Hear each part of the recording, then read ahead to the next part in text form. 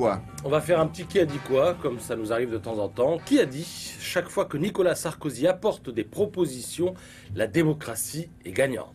Alors c'est un homme politique.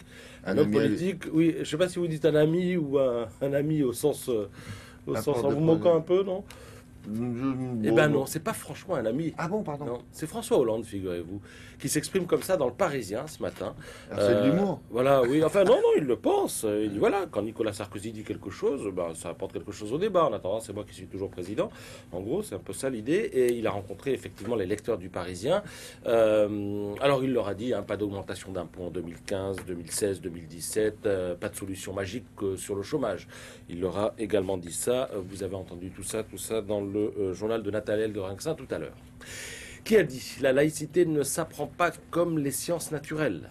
C'est un homme de foi qui a dit ça, un homme qui entend beaucoup parler de laïcité en ce moment et qui a donc peur que cet usage se fasse au détriment de la religion. Un cardinal, un pape. Voilà, c'est Monseigneur 23, l'archevêque de Paris, qui s'exprime ainsi dans La Croix ce matin. Pour lui, on ne transformera pas les mœurs en imposant un enseignement scolaire sur la laïcité. Ce n'est pas une théorie philosophique, dit-il, mais une pratique de la vie commune construite sur le respect mutuel. Elle s'expérimente à l'école, mais aussi en famille et dans la vie sociale 24 heures sur 24. C'est laïcité, point trop d'infos, c'est un peu ça l'idée? Non, mais il dit on va pas la décréter comme ça en disant aux gens voilà, ça s'apprend et puis il faut l'appliquer. Non, il faut le pratiquer au quotidien. Et puis bien sûr, les gens ont le droit aussi de pratiquer leur religion, chacun dans leur coin.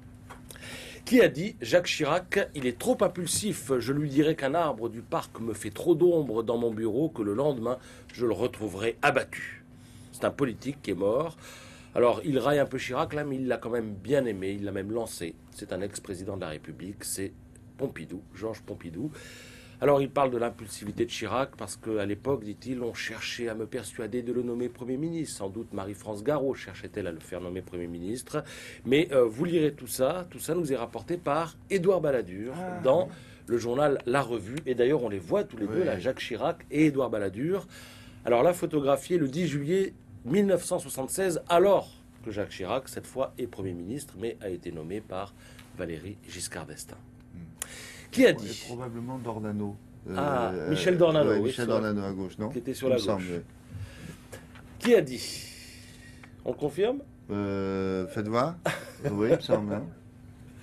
Qui a dit un jour, l'élite a dit la musique classique est pour nous, la musique pop pour le peuple.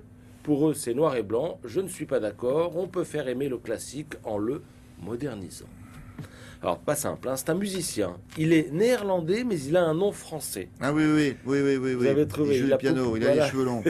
Il a popularisé la valse en proposant des versions kitsch. Il s'agit d'André Rieu. Voilà, il est en tournée française. Il fait l'objet d'un portrait dans Libération ce matin. Alors, violoniste, chef d'orchestre, compositeur, patron d'une entreprise de 110 personnes. Il vit effectivement dans un château de 15 pièces, du 15e siècle, mais de 27 pièces, château situé près de la ville néerlandaise de Maastricht. Portrait dans Libération ce matin. Merci beaucoup.